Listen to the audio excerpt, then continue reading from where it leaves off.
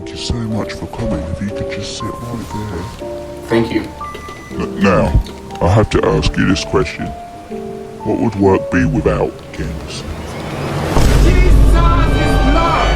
I'm in shock. Did he just ask me what work would be like without Canvas? Well, I can only imagine anger, stress, more stress, and sadness. But don't worry, because you have me, and I'm gonna give you the ultimate guide to Canvas. I need you to imagine that you have an assignment due within the next week, but you just don't know how to go about it. You've done no studying, no revision, and the questions are looking like this. Well, in this case, you have no other choice but to follow these steps. Step 1. Search Canvas in your internet browser. Not hard, pretty simple. And once it's loaded in, come on, okay, there we go. Once it's loaded in, you want to press the login button towards the top right. And once you've signed in, it should look something like this. And if it does, it means you've completed step 1, log into Canvas. You can do everything on Canvas. I mean, you can get all information about your subjects, you have a revision material, you can do your modules, you have unlimited attempts on quizzes, you can hand in assignments, you can receive assignment feedback, you can talk to your tutors. I mean, you can literally do everything.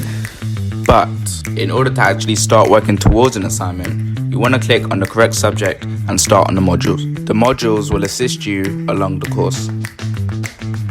Every drop of revision that you would need to do will be in these modules. In each module, you'll find specifically labeled groups for you to study and videos for you to watch. These videos give a nice variety and make sure I don't spend all of my revision time reading from a book. Now it's up to you to start revising. Revision is step 3. One way I like to summarize what I've learned before an assignment is by doing one of these quizzes. These are a nice way of making sure I understood what I just learned. The last step is the actual assignment. Hopefully, if you followed the steps correctly, then the assignment shouldn't be too hard. And once you've done that, bang, you're finished. That's basically all you really need to do to make sure you're ready for an assignment. Hello there. As you can see, I'm outside and I know the cameras can't pick it up, but it's freezing.